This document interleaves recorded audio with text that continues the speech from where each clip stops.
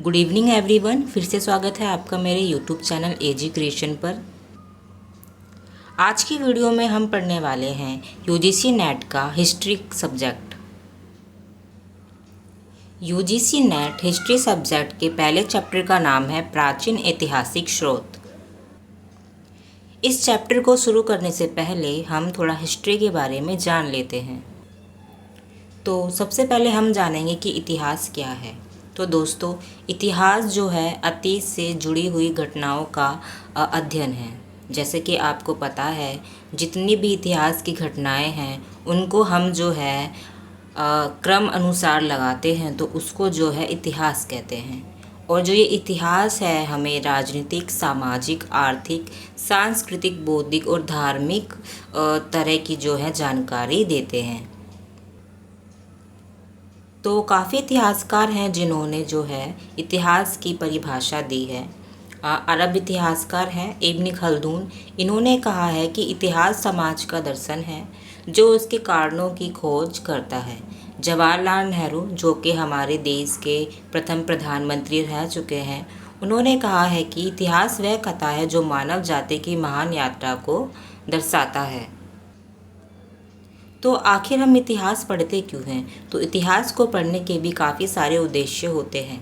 तो पहला हमारा उद्देश्य है अतीत की घटनाओं को समझना और वर्तमान की परिस्थितियों का विश्लेषण करना।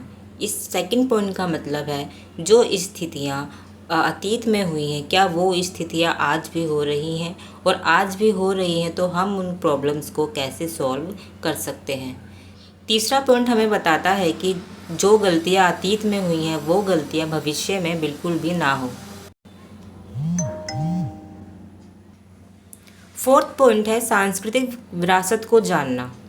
तो हमारा अतीत जो है हमें अपनी संस्कृति के बारे में बताता है कि हमारी संस्कृति में क्या पहना जाता था, क्या खाया जाता था, और घरों की बनावटें भी कैसी होती थी।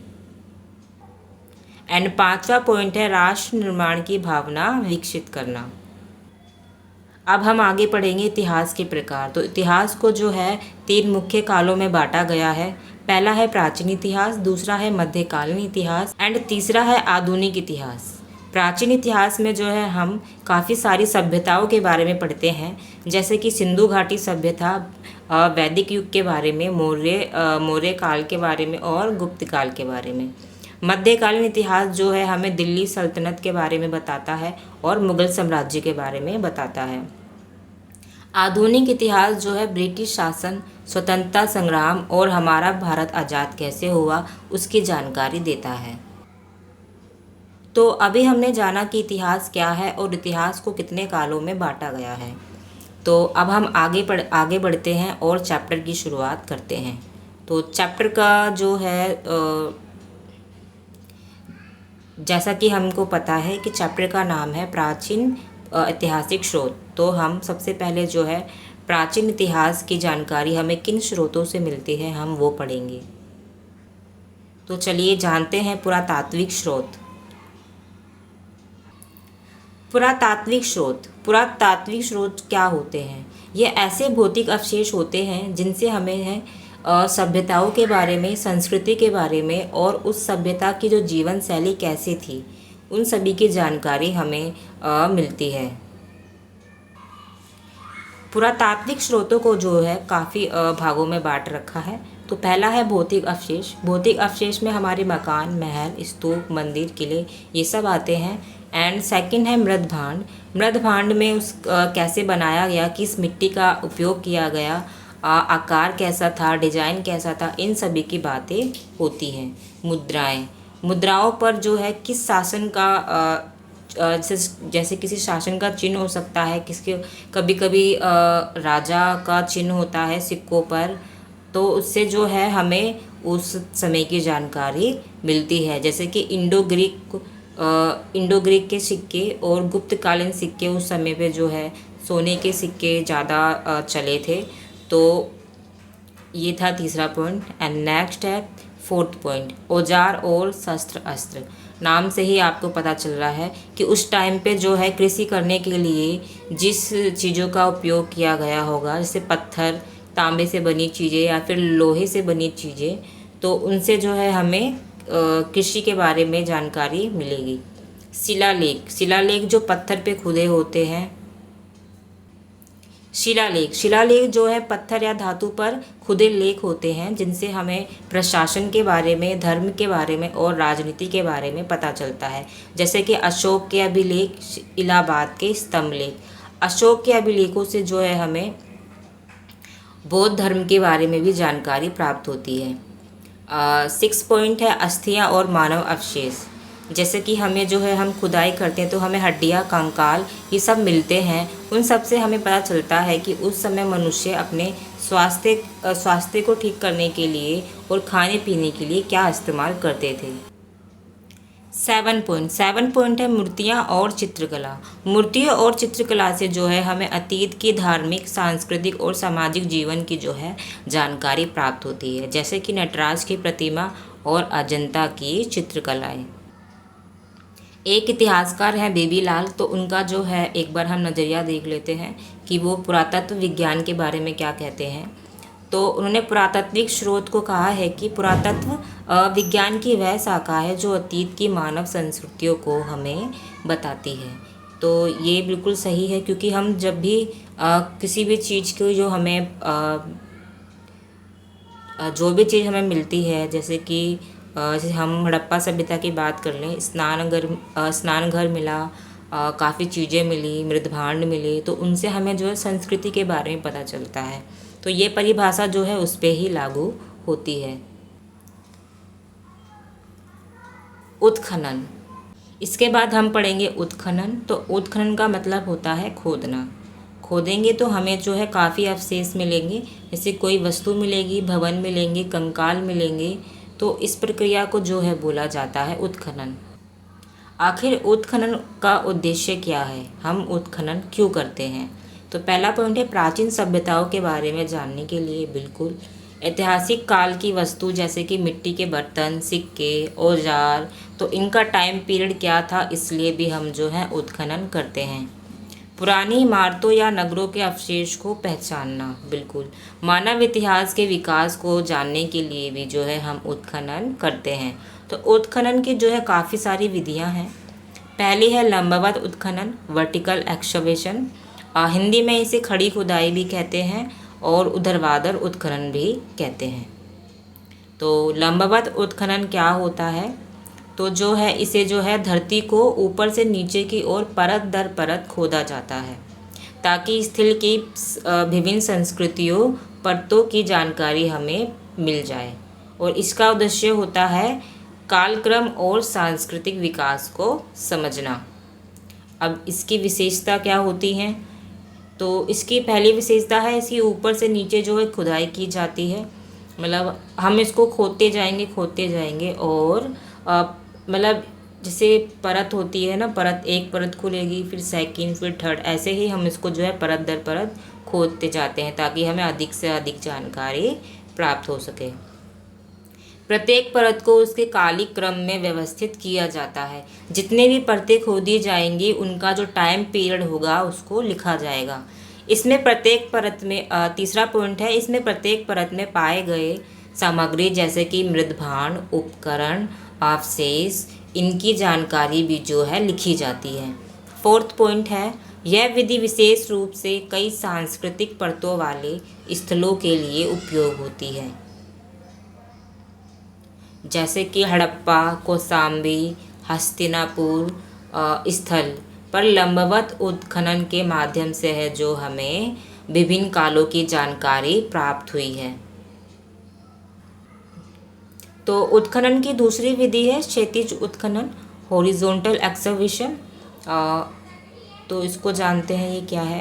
क्षैतिज उत्खनन वह प्रक्रिया है जिसमें एक ही परत कालखंडों के अवशेषों को एक बड़े क्षैतिज क्षेत्र में विस्तृत रूप से खोदा जाता है, जिससे उस काल की सामाजिक, सांस्कृतिक और बाकी जानकारी हमें मिल सके। देखिए लंबवत में क्या हो रहा था कि उसमें परत दर परत खोदी जा रही थी, लेकिन क्षैतिज में क्या हो रहा है, इसमें सिर्फ एक ही परत पर काम किया जा रहा है और इसको जो है काफ़ी बड़े क्षेत्र में किया जाता है। अब इसके उद्देश्य क्या है हम पढ़ लेते हैं। एक ही समय के कालखंड में हमें जो है जीवन, घरों के बारे में, गलियों के बारे में, कार्यस्थलों के बारे में जो है पूरी योजना को समझा जाता है। किसी नगर या बस्ती के सामाजिक और आर्थिक ढांचे की जानकारी भी हमें इसी विधि से जो है प्राप्त होती है। अब इसकी विशेषताएं क्या है वो भी पढ़ लेते हैं। केवल एक परत पर कार्य होता है, बिल्कुल ये ऊपर से नीचे बिल्कुल नहीं होती है, ये सिर्फ फैलाव में तो होती है, बट इस पे सिर्फ जो है एक लेवल, वन लेवल ओनली, एक परत पर ही काम होता है। सेकंड है, यह विधि विशेष रूप से तब उपयोगी होती है जब एक ही खाल खंड को गहराई से नहीं बल्कि विस्तार से समझना हो। बिल्कुल, इस विधि में संरचना, मिट्टी के बर्तन, फर्श, अग्निकुंड आदि एक साथ पाए जाते हैं। इस विधि के जो है हम एग्जाम्पल भी देख लेते हैं। कालीबंगा हड़प्पा सभ्यता एक प्रमुख स्थल है जहाँ पे जो है क्षैतिज उत्खनन हुआ है।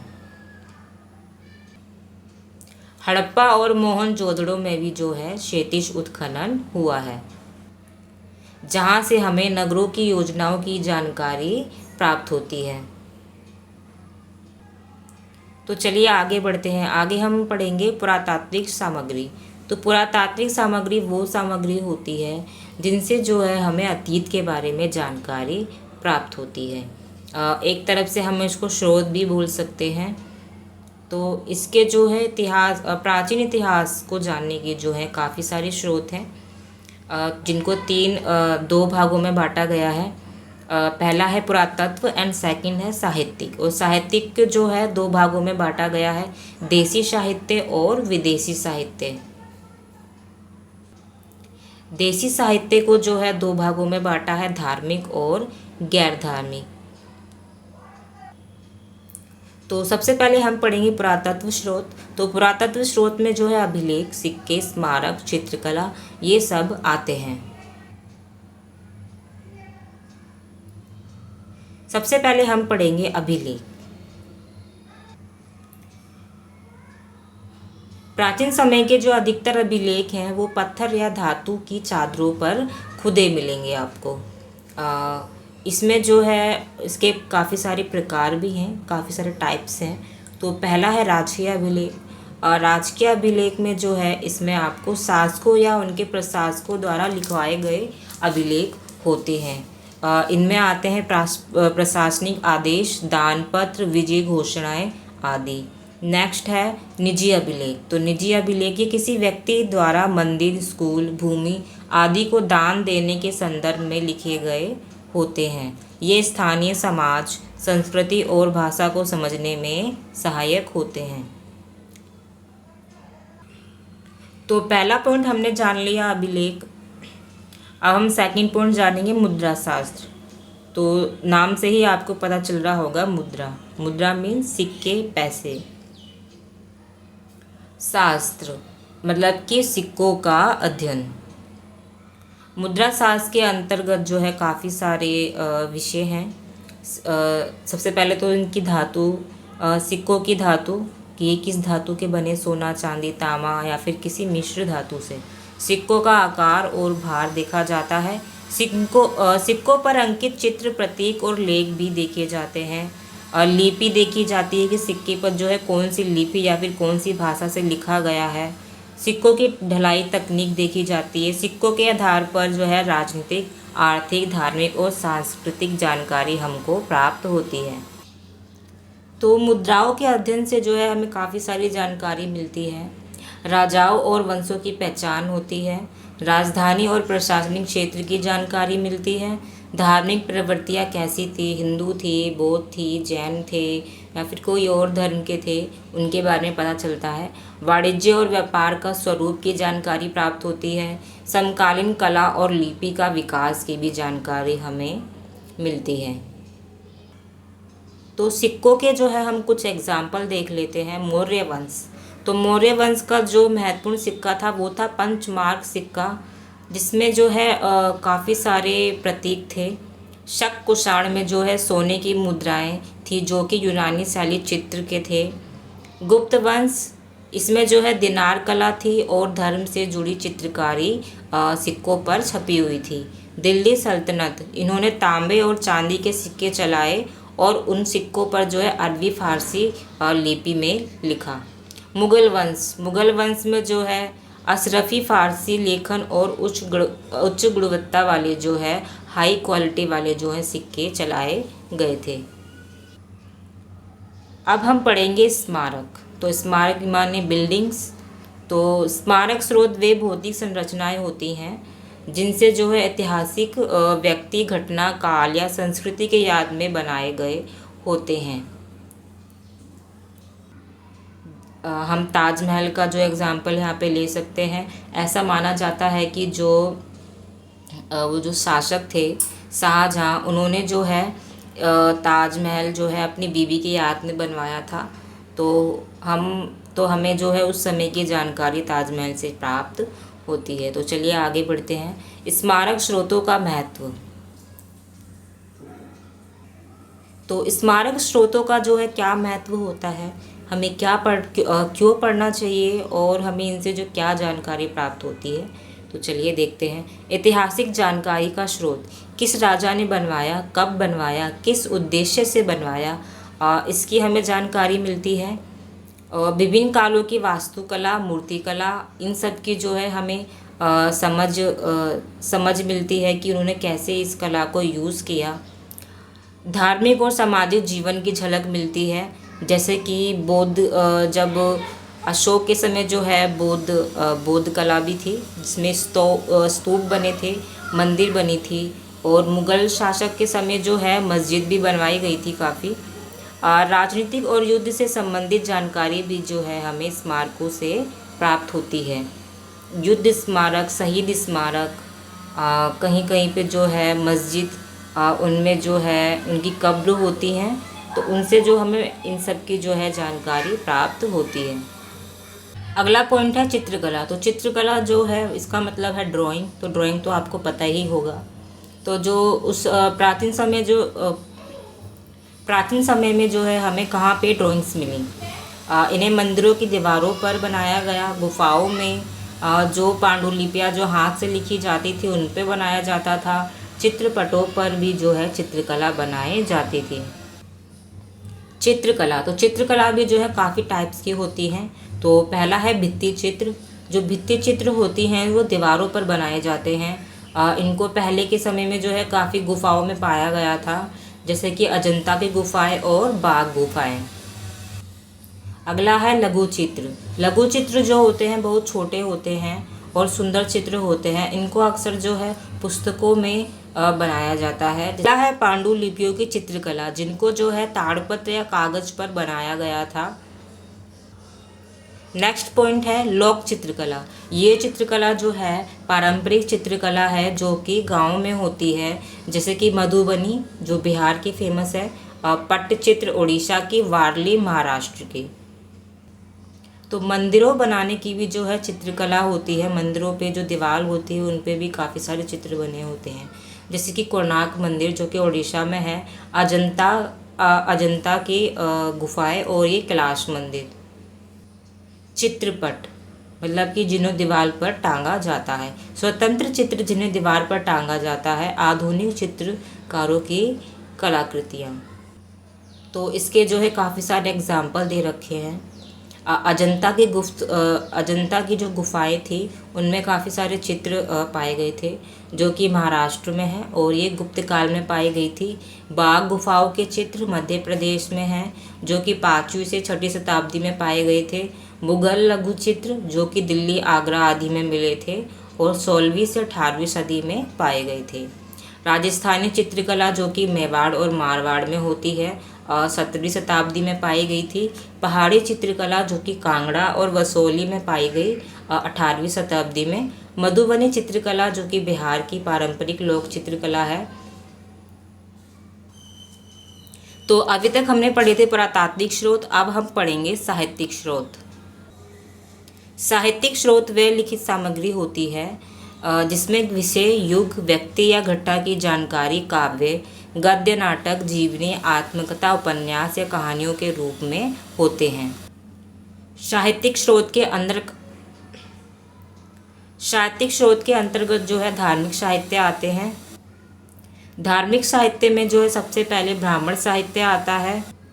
ब्राह्मण साहित्य में वैदिक साहित्य, सूत्र साहित्य, स्मृति साहित्य, पुराण साहित्य, महाकाव्य, बौद्ध साहित्य, सिंहली साहित्य और जैन साहित्य आते हैं। हम सबसे पहले पढ़ेंगे वैदिक साहित्य, जो कि साहित्यिक स्रोत के अंतर्गत आते हैं। वेदों में सबसे प्राचीन जो वेद है वो है ऋग्वेद। ऋग्वेद से हमें जो है ऋग्वेदिक समाज की जानकारी मिलती है। वहीं दूसरी ओर सामवेद, यजुर्वेद और अथर्ववेद से उत्तर वैदिक समाज की जानकारी मिलती है। इन 4 वेदों की सहायता से हम लगभग 900 वर्ष की जो है जानकारी जान पाते हैं। वेदों से हमें राजनीतिक संरचना, सामाजिक संरचना, आर्थिक क्रियाकलाप, धार्मिक दृष्टिकोण और सांस्कृतिक उपलब्धियों की जानकारी प्राप्त होती है। अथर्ववेद में हमें उस समय के समाज का चित्र मिलता है जब आर्यों ने अनार्यों के अनेक धार्मिक विश्वासों को अपना लिया था। अब आता है सूत्र साहित्य। वैदिक साहित्य के बाद आते हैं सूत्र साहित्य। ये सूत्र इसलिए कहलाते हैं क्योंकि इसमें सूत्रों के रूप में लेखक अपनी बात अभिव्यक्त करते हैं। वैदिक काल के अंत में वेदों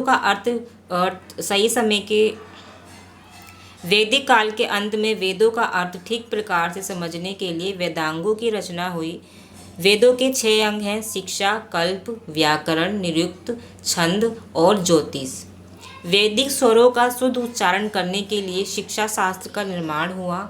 ऐसे सूत्र जिनमें विधि और नियमों का प्रतिपादन यानी कि उनका जो है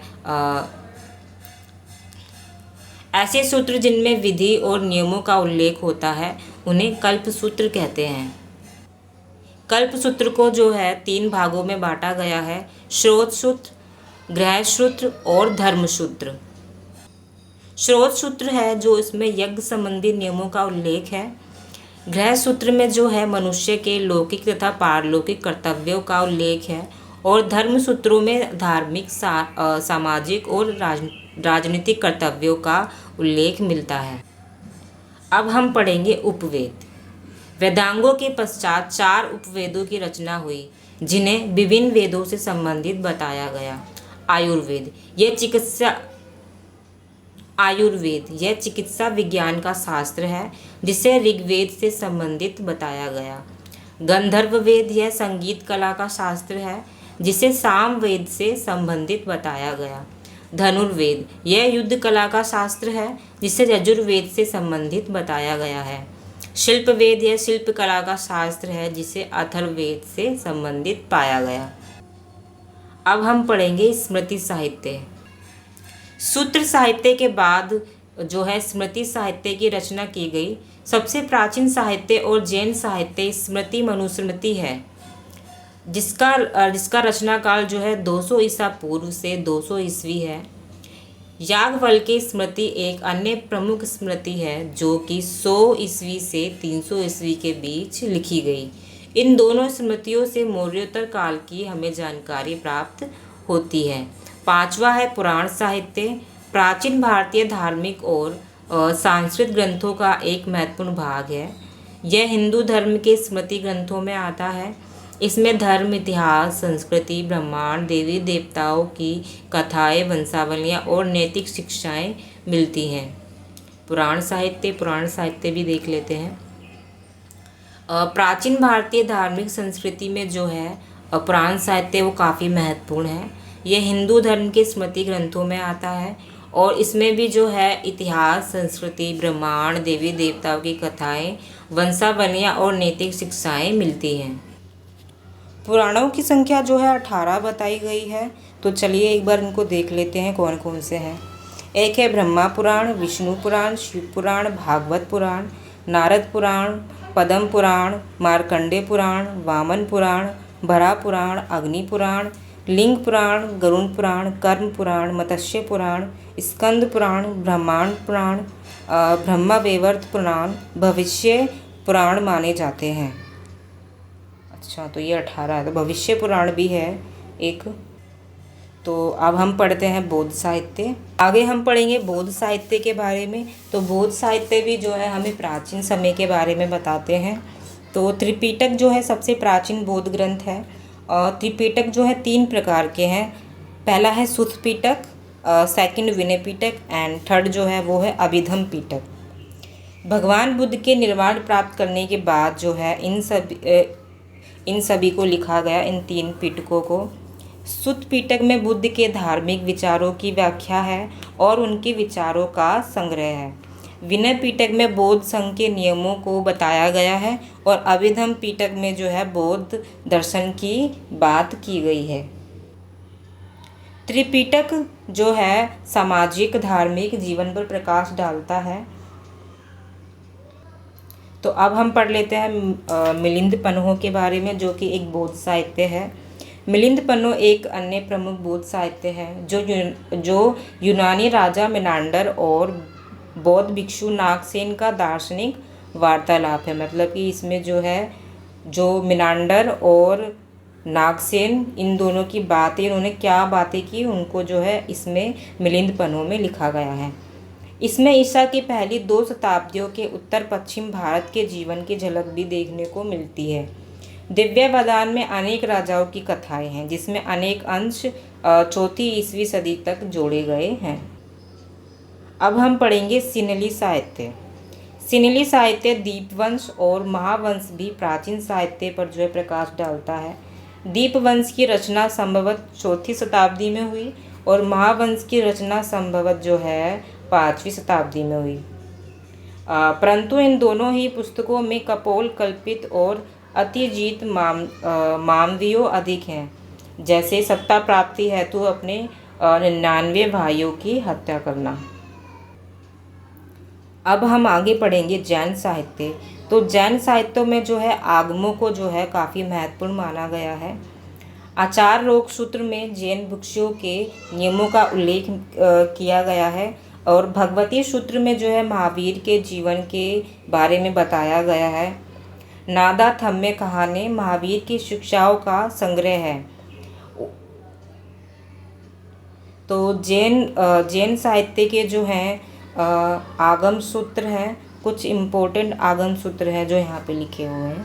पहला है आचारांग सूत्र, सूत्र कृतांग, उपासक दशा और भगवती सूत्र और अंजार्य सूत्र। वैसे ये अंजार्य नहीं, शायद आचार्य होगा। तो अभी तक हमने जो है पुरातात्विक स्रोत और धार्मिक स्रोत पढ़े थे। तो अब हम पढ़ेंगे विदेशी स्रोत, जिसे विदेशी विवरण भी कहते हैं। साहित्यिक साक्ष्यों के अंतर्गत जो है विदेशी लेखकों की रचनाएं भी आती हैं। इनमें यूनानी लेखक, रोमन लेखक, चीनी लेखक और अरब लेखक आते हैं। भारतीय लेखकों के विपरीत जो है विदेशी लेखक थे, उन्होंने जो है धर्म की घटनाओं पर इंटरेस्ट दिखाया। इसलिए विदेशी लेखकों ने जितनी भी जो है बुक लिखी, उनमें जो है राजनीतिक और सामाजिक दशा पर जो है अधिक प्रकाश डाला है। इन लेखकों का समय भी प्राय निश्चित है, इसलिए उनके वर्णन भारतीय लेखकों के वर्णनों से अपेक्षा अधिक उपयोगी सिद्ध हुए हैं। परंतु यूनानी लेखक भारतीय स्थितियों तथा भाषा से अनभिज्ञ थे, इसलिए जो है उनकी सभी कथनों को जो है सही नहीं माना जा सकता। चीनी यात्री जो थे वो उनकी जो बुक में जो लिखा हुआ उनको भी हम पूरी तरह सत्य नहीं मान सकते, क्योंकि उन्होंने जो है पटना को है बौद्ध दृष्टिकोण से दिखाया है, जो कि आधा सच है। अलबरूनी ने भी जो है उपलब्ध साहित्य के आधार पर जो है अपनी बुक लिखी। उन्होंने अपने एक्सपीरियंस से जो है बुक नहीं लिखी है। तो तो एक तरफ से हम कह सकते हैं जो विदेशी साहित्य हैं उनको हम आधा सच और आधा झूठ मान सकते हैं। तो सबसे पहले हम पढ़ेंगे यूनानी और रोमन लेखक। तो प्राचीन इतिहास में जो है यूनानी लेखक और रोमन लेखकों ने जो है अपना काफ़ी योगदान दिया है। इन लेखकों ने जो भारत की यात्रा की और राजनीतिक, सामाजिक और आर्थिक स्थितियों को जो है बताया है। तो 2 राइटर थे, हेरोडोटस और टोलेमी, जो कि यूनानी लेखक थे। हेरोडोटस को इतिहास का जनक माना जाता है। उन्होंने भारत के विषय में फारसियों से सुनी जानकारी दी, मतलब जो जानकारी उन्हें फारसियों से मिली वही जानकारी उन्होंने जो है अपनी पुस्तकों में लिख दी। टोलेमी ने भारत का भौगोलिक मानचित्र तैयार किया, जिसमें कुछ जगह पे जो है गलतियाँ थीं। प्लिनी एक रोमन लेखक हैं, इनकी पुस्तक है नेचुरल हिस्ट्री। उन्होंने जो है भारत के पशु पक्षियों और व्यापारिक वस्तुओं का अपनी पुस्तक में जो है वर्णन किया है, मतलब बताया है। इनके अलावा जो एक और हैं वो है मेगस्थनीज, और ये फेमस है, आपको ही पता होगा। इनकी बुक का नाम जो है इंडिका है, और उन्होंने अपनी इंडिका बुक में जो है समाज, प्रशासन और नगर की व्यवस्था की जानकारी दी है। अब हम पढ़ेंगे चीनी लेखकों के बारे में, चीनी राइटर्स। विदेशी साहित्य के अंतर्गत उन प्राचीन चीनी यात्रियों का उल्लेख बहुत महत्वपूर्ण है जिन्होंने भारत यात्रा करके अपने अनुभव को जो है पुस्तक में उतार दिया है। तो इसमें है एक फायान, हेनसांग और इत्सिंग। तो सबसे पहले हैं फायान, जो कि 5वीं सदी में आए थे। चंद्रगुप्त द्वितीय के समय में ये भारत में आए थे। ये जो है 14 साल जो है भारत में रहे। इन्होंने बौद्ध धर्म के बारे में लिखा और मध्य प्रदेश की संस्कृति और उनका समाज का वर्णन किया। और इन्होंने जो है उनके यात्रा का विवरण है, जिन्होंने उनका नाम रखा फो क्यों की। नेक्स्ट है हेनसांग, जिनको स्युंगजांग भी कहते हैं। ये 7वीं सदी में भारत आए थे और इन्होंने जो है नालंदा विद्यालय में स्टडी की थी। और इन्होंने जो है भारत के धार्मिक बौद्धिक शिक्षा और तत्कालीन समाज पर जो है प्रकाश डाला है। इन्हें जो है यात्रियों का राजकुमार कहा गया। इनका जो यात्रा विवरण है उस बुक का नाम है सी यू की। तीसरी चीनी लेखक हैं जो वो हैं इत्सिंग, जो कि 7वीं सदी में भारत आए थे। इन्होंने भी जो है नालंदा और विक्रमशिला विद्यालय में स्टडी की एंड बौद्ध धर्म, भारतीय शिक्षा, खान पान और वेशभूषा के बारे में लिखा। तो तीसरे नंबर पे हम पढ़ेंगे अरब लेखक। अरब यात्रियों ने 8वीं सदी से भारत के बारे में जो है लिखना शुरू कर दिया था। तो पहले राइटर हैं सुलेमान, जो कि 9वीं सदी में भारत आए थे। इन्होंने भारतीय राजाओं पर लिखा। दूसरे नंबर पे आते हैं अल मसूदी। इन्होंने जो है राष्ट्रकूट राजाओं के बारे में लिखा।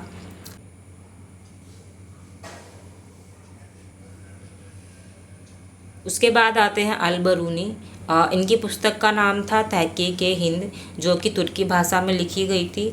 और इसमें जो है अल बरूनी ने भारत की संस्कृति, समाज और ज्ञान के बारे में जानकारी दी है।